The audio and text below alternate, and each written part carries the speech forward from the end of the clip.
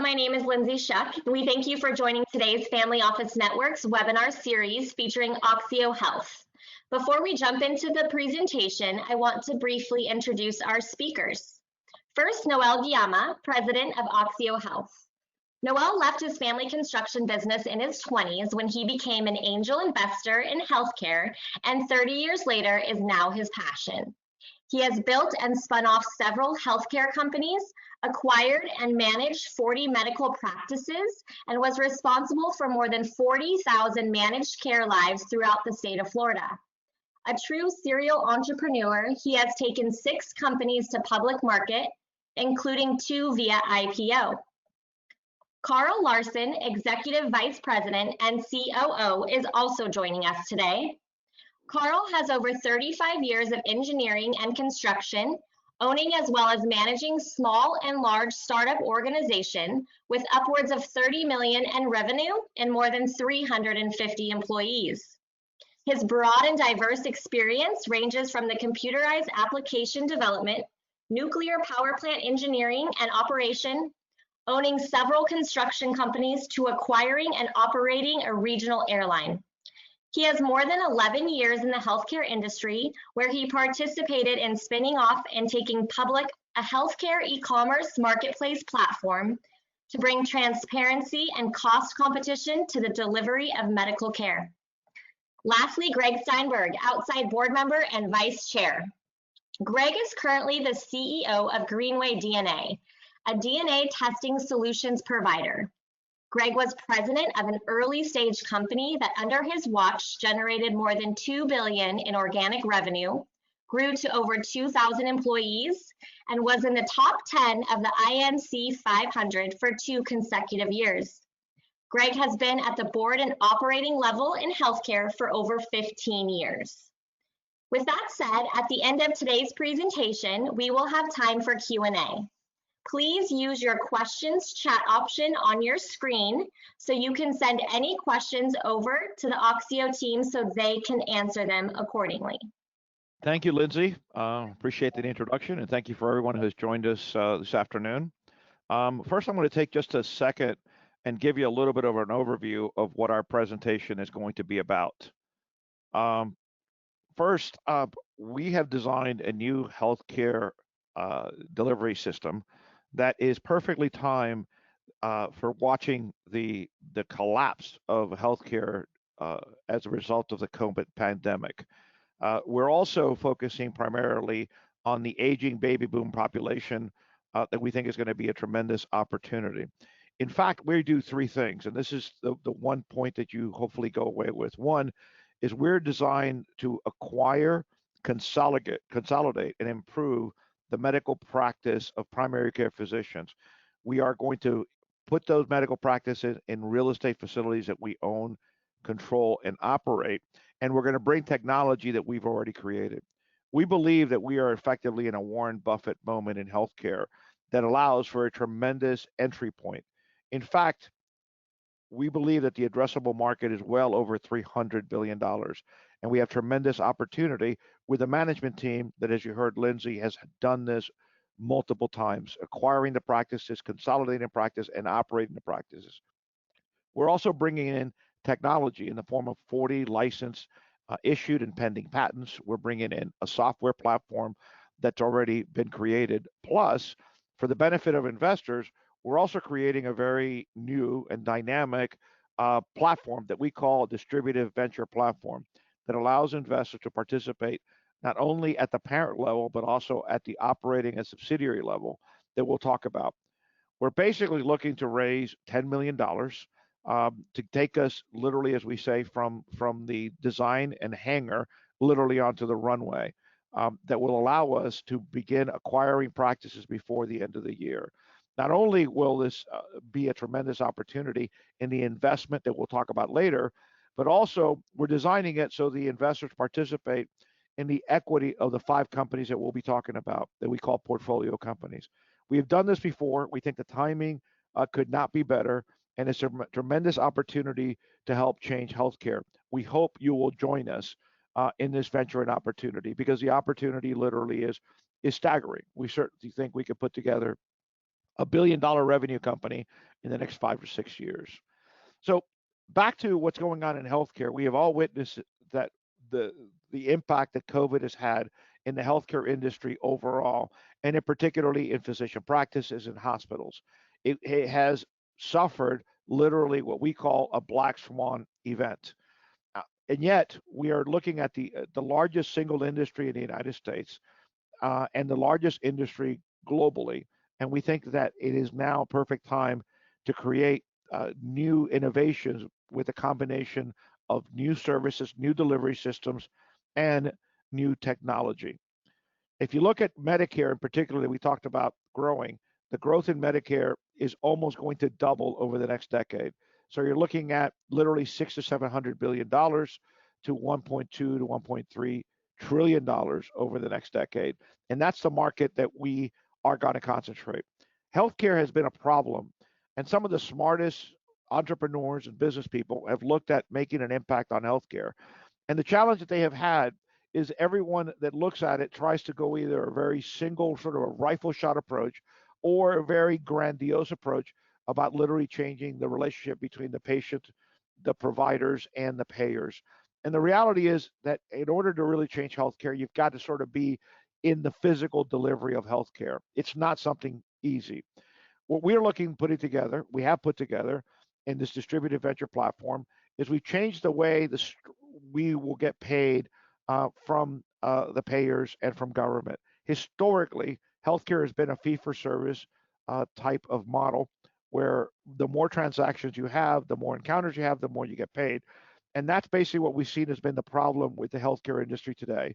We've also had a lot of technology in healthcare, but we don't think it's been used appropriately or effectively, in part because you have technology companies and you have healthcare service companies. We think, as in other innovative industries, you have to bring together the service and the technology. And that's something that is incredibly rare, if almost non existent, in the healthcare platform. Plus, we're also trying to create, or we've created, is a platform to allow our investors to participate on our success going forward. And we call that Distributive Venture Platform. What we're going to show you here in these next few slides is we have a lot of experience in this space, both in managing and operating medical practices, contracting with managed care organizations, building, designing, and operating construction operations in and around healthcare. We also bring material experience in the technology field, not only with the platform that we have created, but also a number of patents that we as innovators and investors have created into the platform and operating system.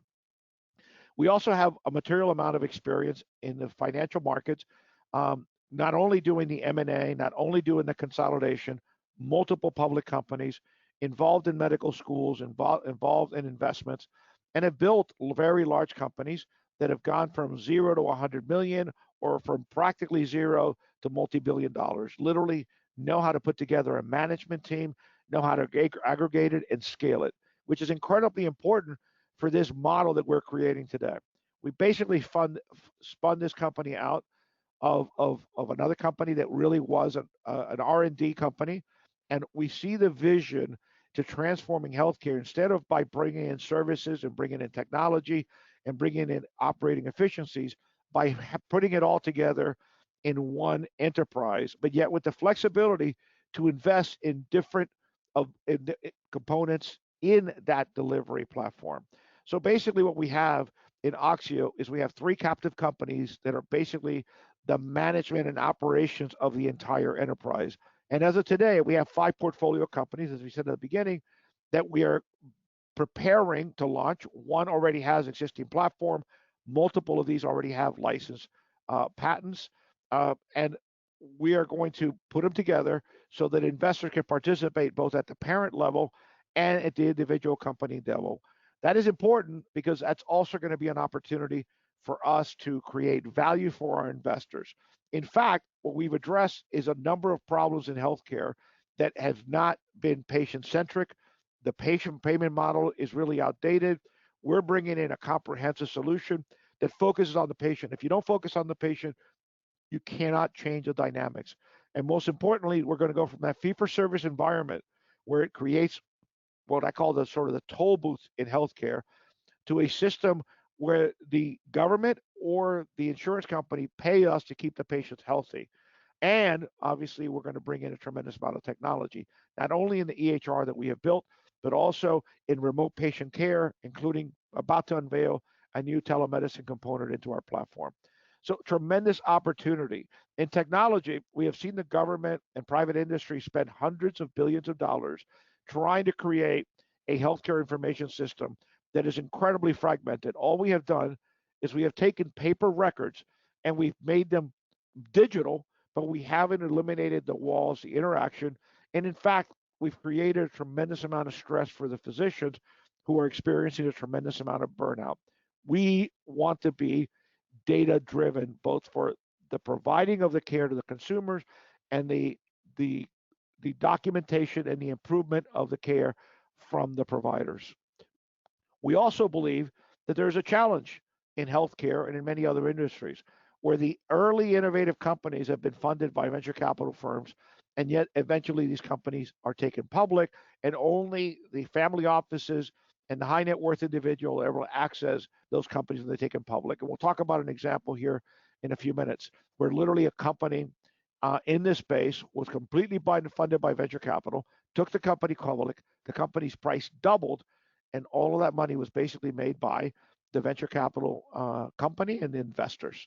We want to bring a whole different platform that basically democratizes the opportunity, and particularly in our segment, which is all healthcare, services, real estate, and technology.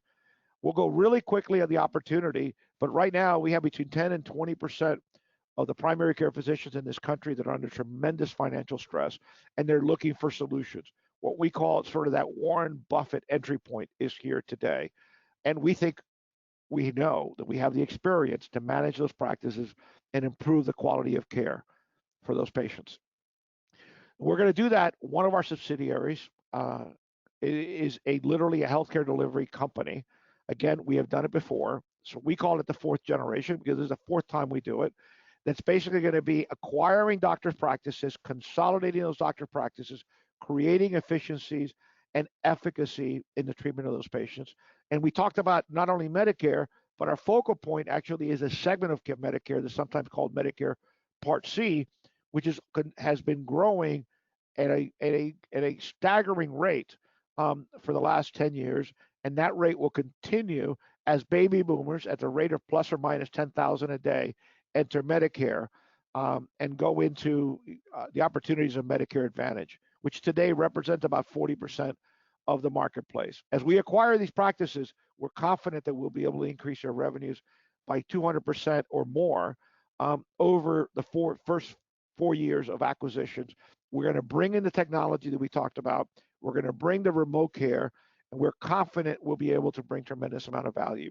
The real estate is fundamental to our philosophy because we have to control the environment. So as we consolidate 4, 5, or 6 practices into one location, we'll be able to design these buildings to provide care to patient, use the technology, and create a one-stop shop for our patients, which will allow us to both maintain the patient loyalty, but also increase the quality of care. And all of this will be driven by technology solutions that we already have, we have designed, or we have licensed patents, or all three. And not least is literally the management information system and of a software that we have already built, an EMR platform that really is much more. It's really a form of management information system because it allows for scheduling, practice management, disease management. And as I said, we're about bringing in telemedicine. We actually have a licensed patent for the platform, and it is literally in operation today, and it's ready to be expanded and deployed to these practices as we acquire them. We also have certification on this platform in the past, and we continue that certification process in the future, and particularly which has to do with telemedicine and bringing in the patient connectivity, which is incredibly important. We also have 2 additional complementary technology platforms, one dealing around the EMR in the blockchain that will allow the patient to literally take their medical information across the globe, but also importantly is allow that information to be used for pharmaceutical research that we could talk about a little bit later if you like in the Q&A. And we've actually filed a patent for this a couple of years ago. And then last and not least is sort of one of the most exciting parts of healthcare today, which is now called remote care, which is way more than telemedicine, but the ability to take literally IoT devices, connect them not only to the internet, but more importantly, connect them to electronic medical record and to the patient and the doctor relationship. We think that's going to be exponential and tremendous growth opportunity for a company that both controls the patient, controls the doctor, controls the real estate, and controls the technology. There is no company out in the United States today that can say all of those things that we have already put together. As I said at the beginning of the slides, we're looking to raise about $10 million. And here's our use of proceeds. Overwhelmingly, it is to bring in the supplemental management team to help us in the acquisition of the medical practices, due diligence, expand the technology, negotiate letters of acquisition for the real estate, and basically bring to market all of these things over the next 6 months. And our goal is to literally allow the investors to participate in each one of those companies. You have a management team that I've gone over very quickly, but it's got the experience and the knowledge to do this. We believe there are multiple exit strategies for our investors, which is the most very important thing. Not only can we spin off these companies in our portfolio, certainly we can be acquired by an insurance company or a managed care company, opportunities in mergers and acquisitions and bolt-ons to either venture capital or private equity opportunities. Certainly something very, very fashionable on Wall Street today are SPACs. But my favorite is always the IPO. And the reason for that is the doctors that we acquire are going to get a combination of cash, stock in our company, and debt, as long as they meet the criteria of the practice itself. So that's basically our story. That's our opportunity. And I'd like to leave a little bit of time for Q&A.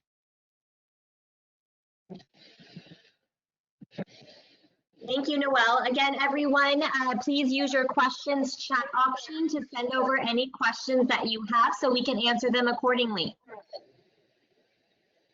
Great. And good morning, good afternoon, everybody. This is Greg Steinberg. I'm going to facilitate the Q&A session here between the questions you're asking. As Lindsay said, please use the question option on the screen for you. And Carl and Noel, we'll tee these up as they come up. First question has to do with COVID. And how has COVID changed your model or impacted your model? Well, COVID has had what I called before sort of a black swan event in healthcare. We were already on this path. As I said in one of our slides, we literally changed the name of what is the company today to OXIO in January. COVID has created what I call that sort of Warren Buffett opportunity in two sides. First of all, primary care physicians who are primarily fee-for-service driven, which means that based on the encounters they had, they were able to bill the insurance companies, have been dramatically impacted. The estimates are that they're still being impacted. So you've got revenues that are down between 60 and 50%. In some cases, only rare cases, are they even above 75%. So that's created a crisis for those primary care physicians that we want to bring into this model. We were already going to do that before. The second part that has had a tremendous impact is actually on real estate. We had already identified in one of our slides, we showed a number of properties that we wanted to acquire. And because of the impact it's had on real estate, on retail and real estate, we think that in both cases, COVID has been an incredible entry point for us in both acquiring practices that have been under financial stress and also acquiring real estate that may not have a use in the next 4 or 5 years. So we don't like saying it, but it really has accelerated our opportunity, much like remote service companies have been able to take advantage of this opportunity and provide a solution. So that feeds into the next question, actually, Noel, which is, and maybe Carl, you want to pick this one up, which is on the telemed and remote care. How does that play into your technology stack? Right. Well, thank you, Greg. Let me flip a slide up here. You know, remote care has come up now as a result of the COVID as an incredibly important item, not only because people could not see their attending physician and the telemedicine provided that portal access. But hospitals have come to realize that they can step down the patients more quickly if they could get them into an environment such as their own home environment where they could be monitored and cared for remotely. The beauty of this entire process is it plays directly into total care and into care work, which then enables us to be more active in monitoring those individuals that are assigned to total care and assigned to us to oversee their care. So that enables us to provide a greater oversight and a higher level of wellness, and keep those Medicare Advantage people and patients out of the hospital, out of the emergency room, which then increases not only their health, but increases our net margin as well. So it's a tremendous opportunity, and remote monitoring is we have several patents on. So we're excited that this situation has occurred, and as Noel already said, accelerated us in the market. Great, thank you, Carl. Question, maybe Noel, over to you. Who do you see as competition in healthcare IT? Cerner, Athena, have you built the software architecture, et cetera? Well, there's a lot of competition. As a matter of fact, Carl, can you get us to the competition slide that we have here? There's a lot of competition in the spaces that we're in. And as a matter of fact, if you go to IT, you obviously, the question talked about Athena, but you also have Cerner and Epic and Meditech and Modernizing Medicine and Epic.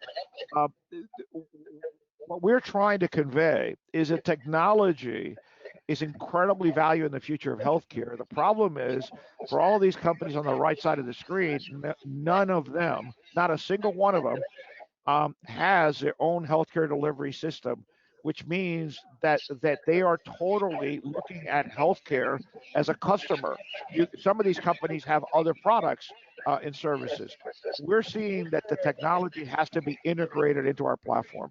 Yes, we're going to sell the technology outside of our network in the future, but the first thing is we're going to do is we already have the technology, optimize it for our medical care, because it's not going to be on a fee-for-service basis. For example, we may decide that we're going to charge much more of a subscription model and say, for example, we're going to charge $2 per patient record that the doctor has, and not what is normally a SaaS model, which is on a monthly basis, or the Epic, Cerner, and Meditech, which is sometimes $100 million contract with a maintenance contract. So technology is a very key component of our business, but we don't believe that technology is going to change healthcare by itself. It has to be integrated with sort of the left side of the screen here, which is in the managed care, the clinical operations, actually providing care to patients.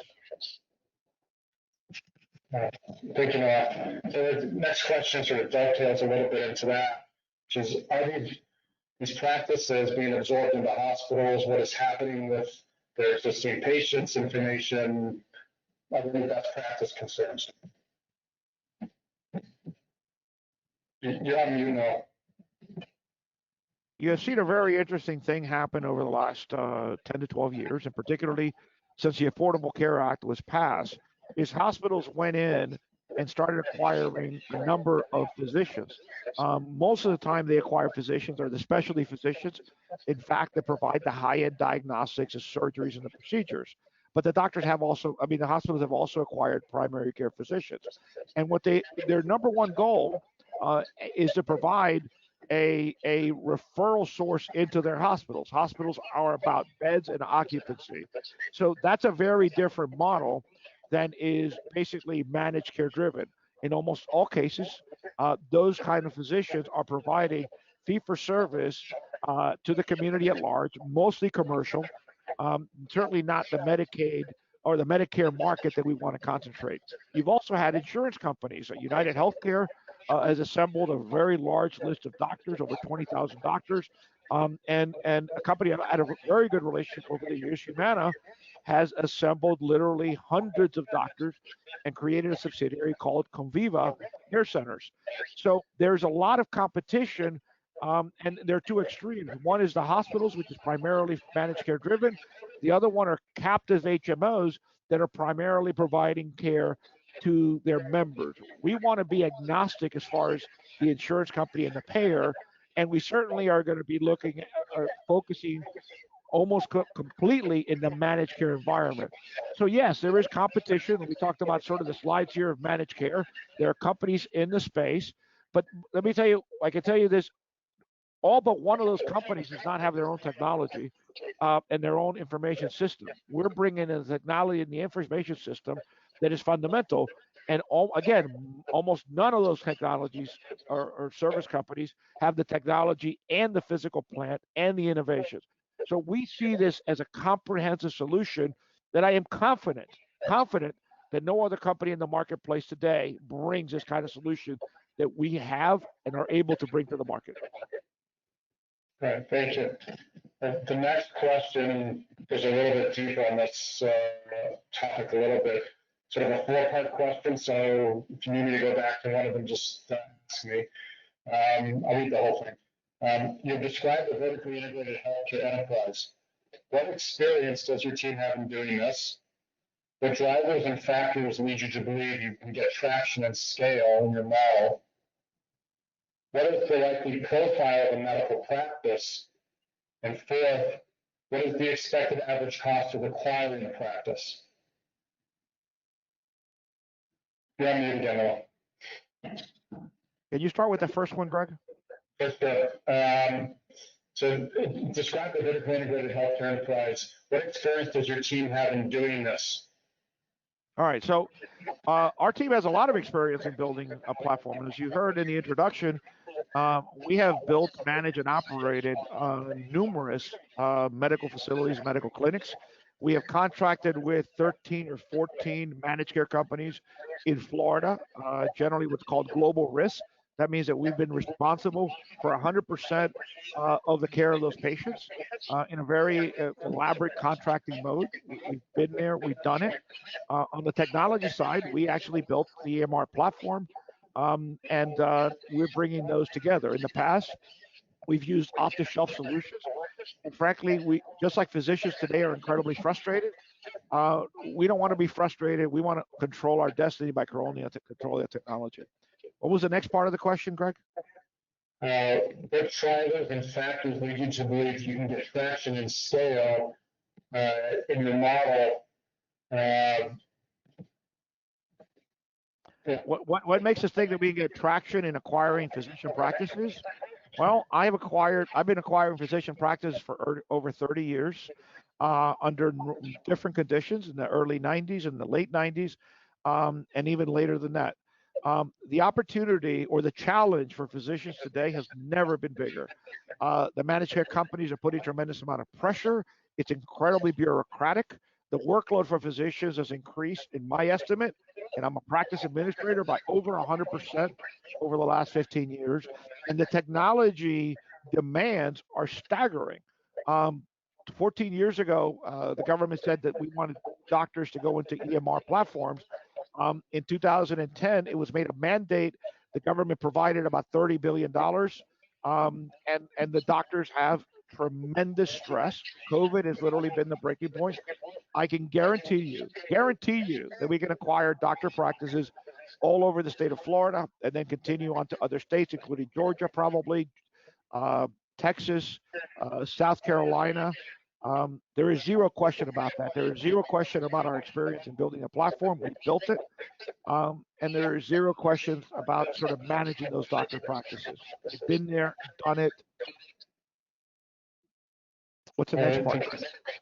The next two kind of go together now, Alex. What is the likely profile of a medical practice, and what is the expected average cost for acquiring each practice?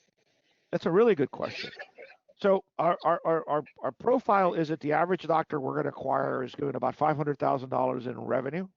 Almost all of it is either on a fee-for-service or what's called primary care capitation. They may even be part of of another MSO, and they may be part of an ACO, which is an accountable care organization. Our goal is to acquire these physicians sort of on a look-back basis at plus or minus 1x revenue, but it's much more important on the EBITDA. We're going to acquire those practices with a combination of cash, as I said before, of stock in a company, because it's very important for the doctors, and it's very important for us as far as their loyalty, and sort of an earn out to make sure that they continue the more or less the productivity they have today. We believe that we can acquire 100 physicians over the next 3 years. And as I said in the presentation, we expect to between 3 and 5 times their revenue over the next 4 years. There's zero doubt that we can bring this to the market. Thank you. Next question is I take it as a revenue question, but maybe it's a little bit different than that. Maybe call you on the revenue slide. Question is, what percentage of this is real estate and what percentage of this is telemed? And obviously there's other components to it, and so you might go a little bit deeper on the answer. Well, as I said in my opening maybe monologue, I said the first thing we're going to do is acquire practices and consolidate them. So this is driven by the physician practice that we're going to acquire, consolidate, and integrate. That's the number one thing. The real estate is fundamental to that strategy, but it plays a secondary role. Our goal is to take those doctors, and you talked about the profile. The average doctor has about 2,000 square feet, has about 2.7 employees, and pays about $4,000 a month. So we're going to take that 2,000 square feet, and effective utilization is probably going to go down to about 1,300 or 1,400. Those 2.7 employees are going to go down to 2, and we're going to take that $4,000 and port it over to our real estate. So real estate is number 2 driver in the business, not only because we're going to be paying ourselves those rent that we're paying to landlords, but we're also going to take about 40 to 50% of our real estate space, and we're going to bring in other doctors that will either pay us on a per diem or on a contract basis to use the facilities, use our personnel, use our technology, and expand their practice. One of the things that we've learned with COVID is that doctors realize that one of the fixed, they can lay off employees, they can furlough them, but they have a really, really hard time telling their landlord they're not going to pay the rent. So as we now use more technology, and you saw the slide that Carl showed about telemedicine, at the peak of the COVID, telemedicine was accounting for probably 50 to 60% of all healthcare visits. Now the number is somewhere around 25%. Most industry experts think that it will balance somewhere between 10 and 15. That's a stunning number long term, because before COVID, telemedicine was about 5% of all healthcare interactions. So we believe technology is going to be sort of a force multiplier for us, just like we're creating efficiencies at the physician level, and by integrating, we'll be able to provide much more. I hate to use the overused term, but it's the fastest way, sort of a one-stop opportunity for our patients. So that's what we're bringing to the market. That's what we can bring to the market that no one else can bring today. Okay. Good. Carl, did you want to add to that, or no, you're good? Again? Didn't know if you wanted to add something to that, or looked like you were going to say something. No. That was good. That was fine. Thanks. Next question, it dovetails on the COVID a little bit, and the question is that COVID is your impetus, and COVID's not going away without a vaccine or a medical treatment protocol that kills the virus. Where is the slippage here? And maybe, both sides of that, on the nature of the question, but also, once it's under control, given what we've seen so far, how does that impact the model, COVID or no COVID? All right, so there's really like 3 questions in that. So let's talk about this first part. We were doing this model. We built the platform. We've licensed the patents regardless of COVID. We literally were basically launching this new company, this new platform, literally in January of this year. So we were gung-ho. The opportunity is stunning. The average doctor in the state of Florida, which is one of our favorite places to do business, is 57 years old. They're looking at retirement. They're looking for exits. So there's a tremendous opportunity that was already there. What COVID has done is created an entry point for us, as I said before.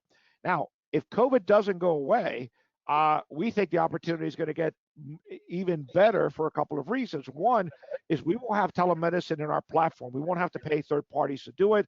Our integrated approach is dramatically different. One of the challenges we have with telemedicine today, or actually remote care, okay, and doctors will tell me the phone is 90% of what they need. They don't necessarily need to see the patient. Dermatologists and a few others may need to see a more patient. But in the primary care world, the phone, if you're able to do it remotely, can do it versus telemedicine. So what is very different is when you have the doctor group, all these doctors we're acquiring and operating in one group, they're all going to share the medical record. They're all going to share the information. So when a patient needs care, we will be able to go beyond most doctors' capacity to treat that patient because of two things. One is the doctors will be able to access the patient record no matter where they are, no matter where they answer the telemedicine using our power, personal wellness and electronic record platform. That is going to allow us to use telemedicine at much more intensity that would normally be used by a company that's providing telemedicine ad hoc to a patient that's coming in. No matter how much they're getting, they do not have the capacity because they don't have all the patient record information. So we could do very well, and in fact, managed care companies have done very well with telemedicine because they already have the record, they already have information. So if my doctor is treating them is in 100 miles away or 300 miles away, they're still seeing the same medical record to the patient. So the reality is that what COVID has created is, again, the entry point for us. We're not designed for COVID. We didn't have we'd have to tweak anything in our model for COVID. This is exactly the same model we had pre-COVID. Will be the same model we have during COVID, and I'm assuming that one day there will be a post-COVID. Got it. Thank you.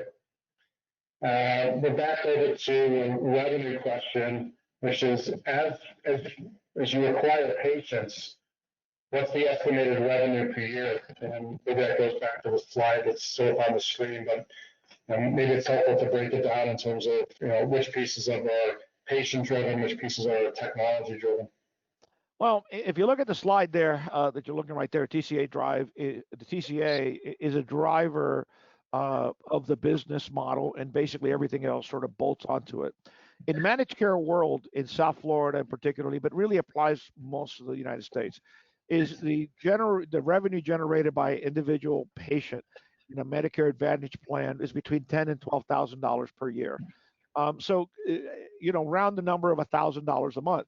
So if that's the scalability of the business and the opportunity, and that's where that $300 billion opportunity we talked about is in the managed care, in Medicare Advantage. We will provide care to fee-for-service patients. We will provide care to insurance company patients that are not part of Medicare.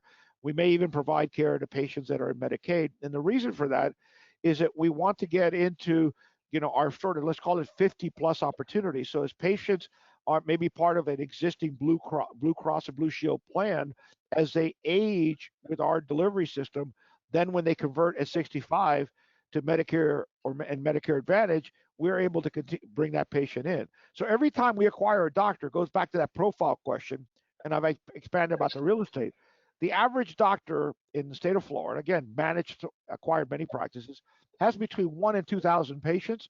And because of their demographics in patient, as little as 25%, in some cases as much as 75%, are going to be people over 65. And that's why we're confident that when we acquire a doctor's practice, on the average, we will be able to increase our revenue by 400%, by 200% over 4 years.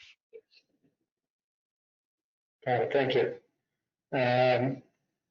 Simple question, maybe I guess. Why hasn't this been done before?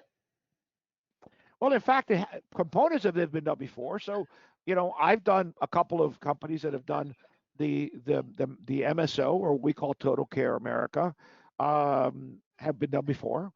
There's a public company in our competition that is out there that's doing it. And Carl, if you want to bring the competition slide, the company called Oak Street Medical, which is a very interesting company, funded by venture capital firms. And the company at the IPO last month went up. Carl, the competition slide. Yeah, hang on. Went up by 100%. So the MSO business has been done before. I did it. The company eventually was acquired by an insurance company. The technology side has been done as a question, a person asked a question about. And there's a lot of technology out in the marketplace. There's a lot of real estate out in the marketplace. What has not been done is someone has come in with the experience in managed care, in technology, and in real estate to say we have to provide a comprehensive solution in healthcare to change healthcare. And that's why, my last point is what we're hoping for is the investors that want to come and join us to change healthcare. No one has done all of these things yet in the marketplace. The secondary piece of that question is around the addressable market. Can you explain more about the addressable market size and opportunity? Sure. Carl, can you show me the Oak Street? So we basically took this number, and it could be a little higher or lower, the IPO document. There you go. So what happened is, and basically this is just literally the front cover of their prospectus, which was an IPO done by JP Morgan, Goldman Sachs, and Morgan Stanley. And they address in their presentation that their addressable market was $325 billion based on what they were doing and how they were doing it. I could argue with them a number of things. And by the way, this is literally verbatim what they listed. They believe $12,000 per year per member.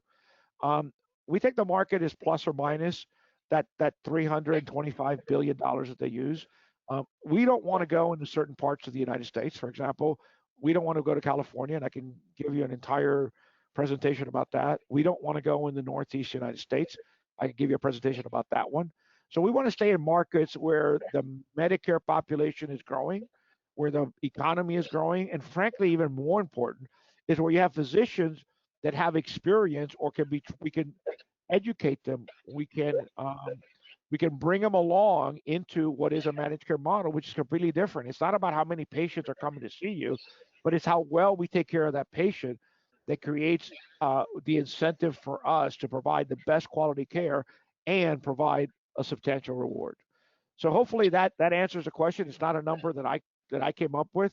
Like I said, I could argue the number maybe is closer to 250 billion, or I could argue the number is probably more likely to be 400 or 500 billion by 2030. But today, industry experts have said that the market opportunity just for the MSO part, just for the Medicare Advantage part, is over $300 billion. That's without throwing in the real estate that we're bringing in, throwing in the technology that we're bringing in. So this to us is sort of a starting point, and we think the opportunity is bigger. Okay, thank you. Question around patents and the patent portfolio. Can you explain a little more about the IP portfolio? Right. So we have a slide here that Carl's getting to that basically talks about the license, the patents that we will bring it into this organization. I've been either the lead or co-inventors in these patents. There are a total of over 40 patents. 21 have already been issued, 19 are pending. We have a license to use those patents in the technology application. They're all about technology, systems, and processes. And very interestingly is, and by the way, this also includes trademarks, as you can see here, not only in the United States, but in many tremendous opportunity countries, including China, Australia, Japan, and Mexico. But what it makes us really unique is that all of our portfolio companies are going to also continue to have an ongoing license to use these patents. So we think that one of the things that will make our companies subject or of interest for acquisitions, both by either venture capital or private equity, is the fact that this intellectual property will continue to be licensed even when we are not shareholders of the company in the future. So it's basically, again, it provides for more value to be created, and as we continue forward. And as I said, as I showed in one of our slides, we're going to go well beyond these 5 companies that we're starting with. And we've already got designs on company 6, 7, 8, and 9, because those companies are going to be needed to provide services and solutions to our ecosystem. What we're creating is an ecosystem that can continue to grow and evolve. exclusively in healthcare, exclusively in the United States, and carving out a couple of things that I can tell you right now. One is we're not going to go into biotech, we're not going to go into pharmaceuticals, and we're not going to go into the hospital industry. So literally, plus or minus $1.5 trillion gross in healthcare is the market that we are targeting either today or in the future.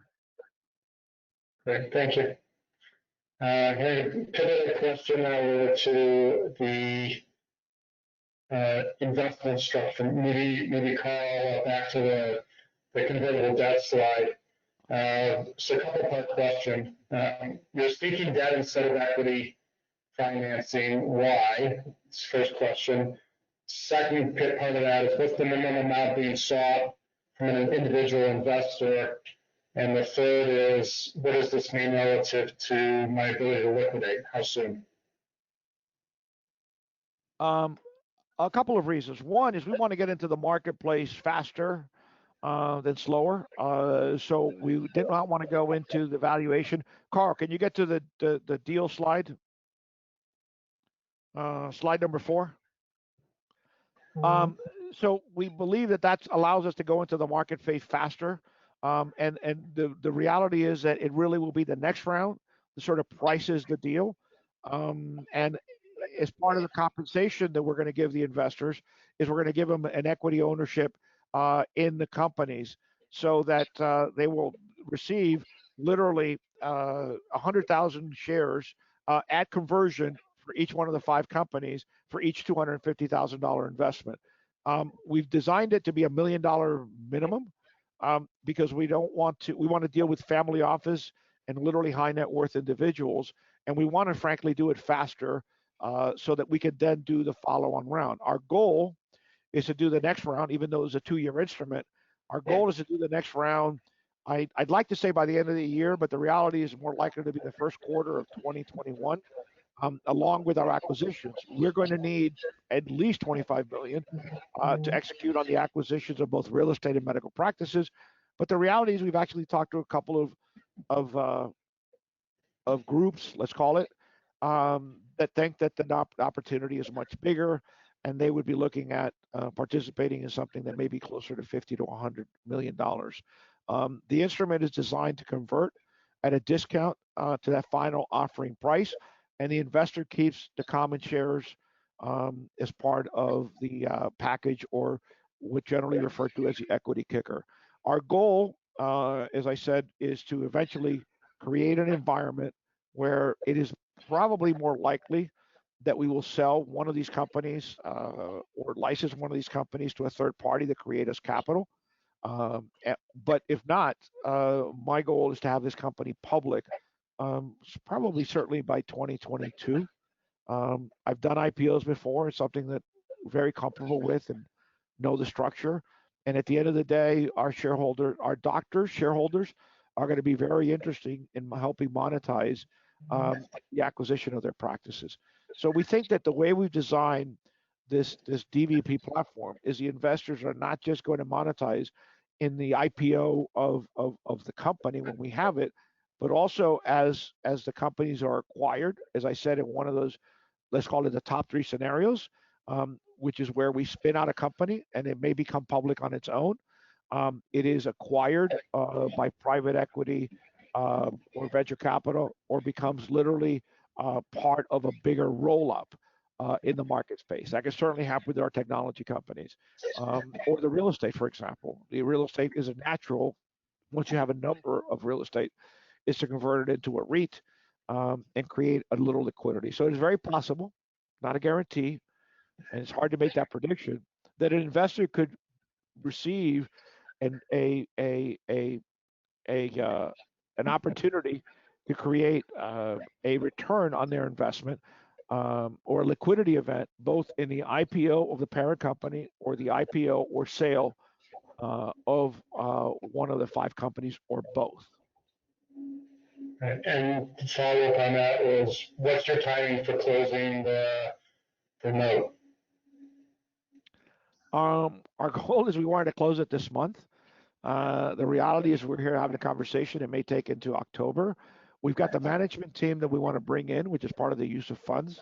that have worked for me in the past, have worked with me, or industry contacts that I have on a first name basis that are ready to join on board. So the number one thing we're going to do is to bring in that team, to bring in the M&A team, so that we can be engaging with doctors within 2 weeks of us closing this note. We will be engaging with doctors that are already on our list that have expressed an interest in being part of this enterprise and this opportunity. A company that brings in the experience in managed care, that brings the experience in technology, and brings the experience in changing their physical environment. So we think it's a win-win. We also think it's a win-win for insurance companies. And again, as I said earlier in a previous question, I've negotiated, I'm trying to remember exactly the numbers, either 13 or 14 contracts with the largest insurance companies in the United States. Okay, thank you. So another pivot with the risk of asking political questions. So sort of a two-part question. One is what happens under a Biden-Harris administration?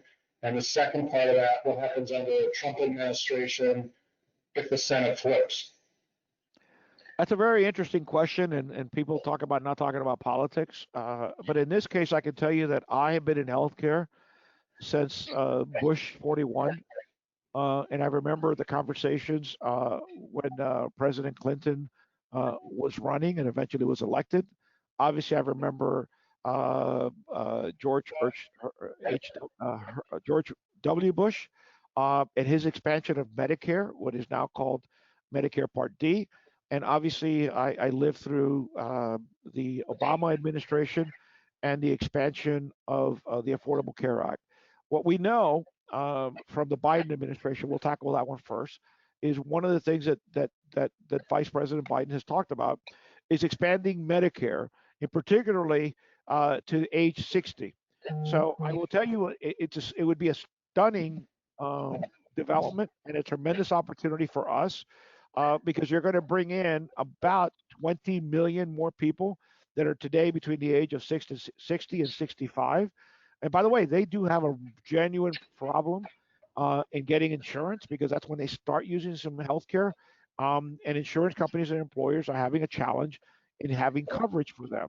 So for us, a Biden administration, if in fact they expand Medicare to age 60, would be almost a windfall because now you're going to have 20 more million people that are going to be part of the Medicare system. And it's not going to change the way Medicare system works. We already know how it works. Many of those people are very fluent in technology. So I think it'd be a tremendous opportunity for Medicare to take a leap forward to a new generation using technology. In the current administration, we think it's going to be probably the status quo, continuing growth. And those were the slides that we showed you. We have about 10,000 baby boomers that are going into Medicare every day. And we think that provides a tremendous opportunity for us, and why we think that Medicare Advantage, or basically the managed care part of Medicare, is going to double for sure over the next decade. So I think we're very sort of knock on wood, and I'm not superstitious, but I'll take a precaution. We have upside if nothing changes, and we have tremendous upside if it changes, and we have an expansion of Medicare.